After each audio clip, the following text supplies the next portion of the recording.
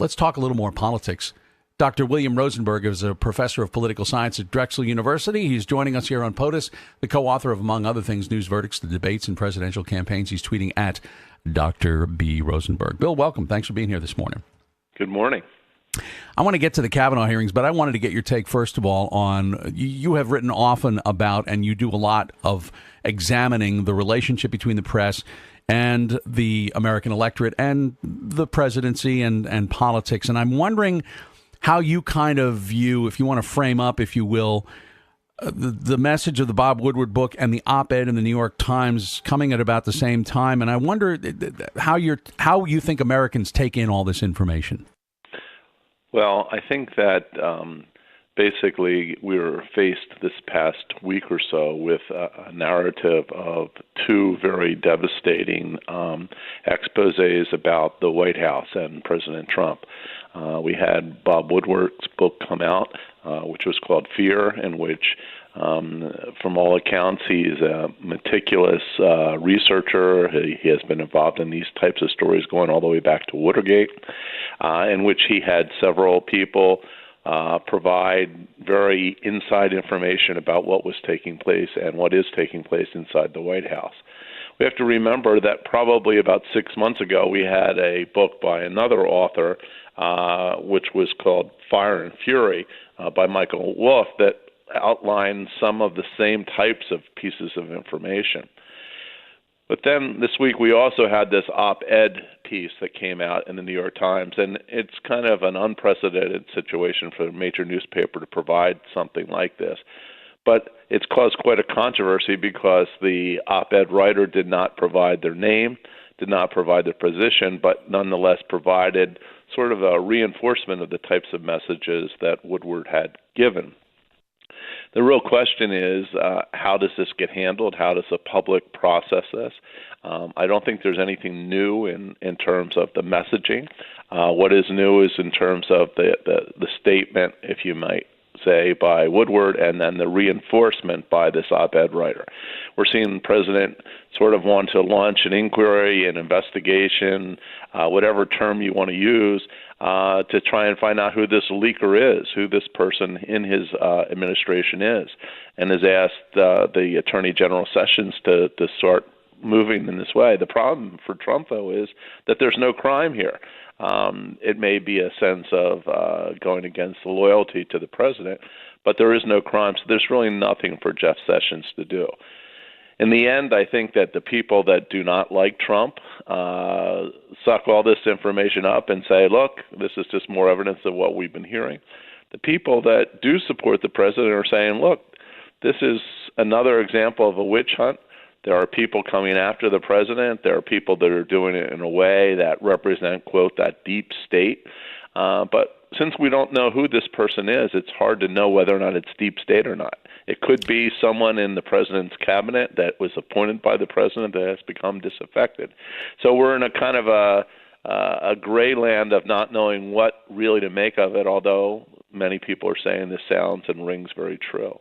To that point, I want you to hear what Kellyanne Conway had to say on CNN State of the Union yesterday. For a media that is constantly talking about facts, accuracy, transparency, authority, the authoritativeness to this anonymous writer was imbued automatically because of the content. As long as the message is anti-Trump, it seems the messenger has credibility. Now, that was speaking about the op-ed, Bill, and it sounds like she's saying what you're saying is that, in other words, if you don't like Donald Trump, you're pretty much going to believe whatever allegations are made in there, although there's nothing specific and actionable, whether it has to do with security or an action by the president that might be considered illegal.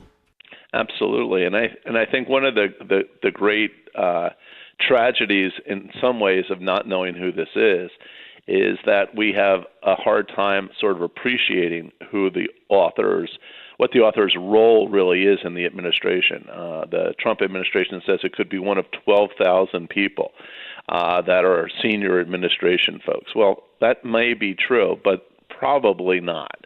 The New York Times is probably not going to take a civil servant who works in some department like in energy or something that's 11 tiers down from the president to sort of allow this to go out as an unsigned op-ed piece.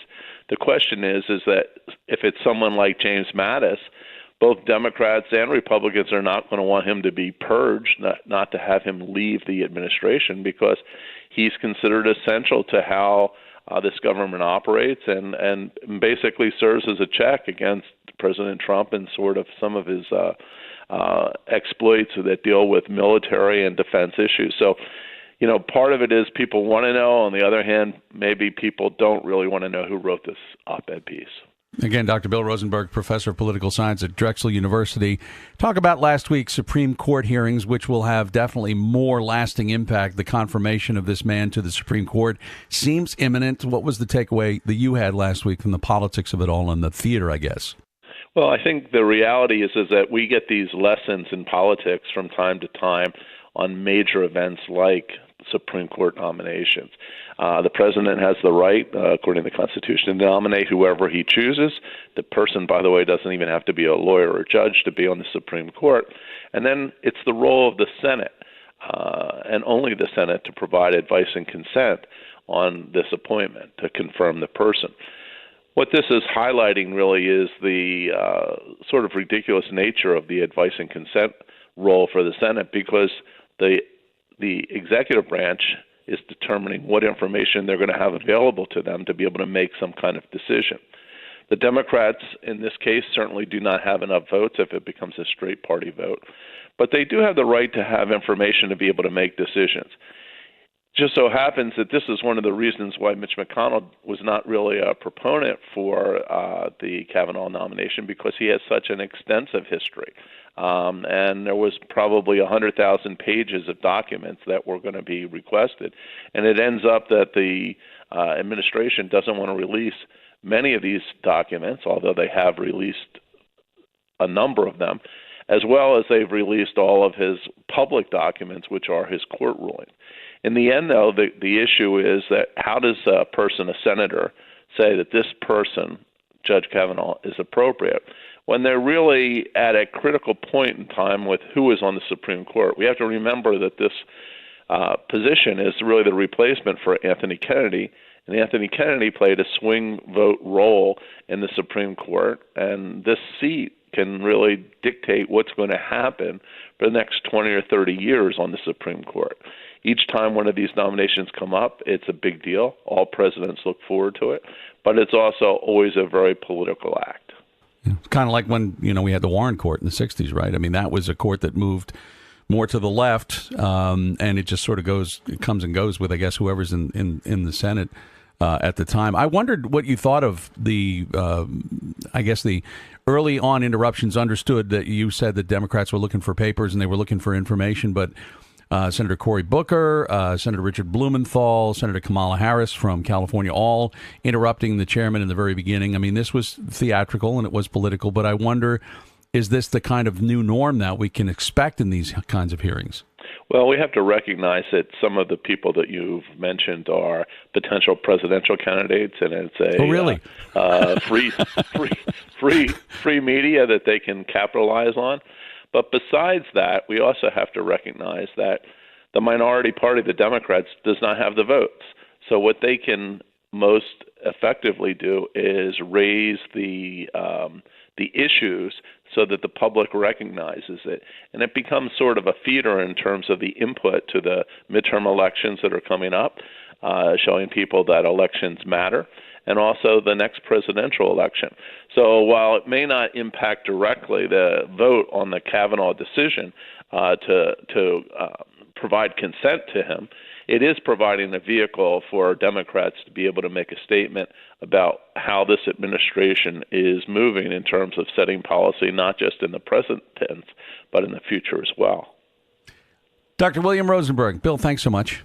Glad you were here. Have a good day. You too. Professor of political science at Drexel University. He's the author of, among other things, News Verdicts, the debates and presidential campaigns. Joining us to talk about the news of the day and the week, and of course those Supreme Court hearings last week for Judge Brett Kavanaugh. He is tweeting at Dr. B. Rosenberg, at Dr. B. Rosenberg.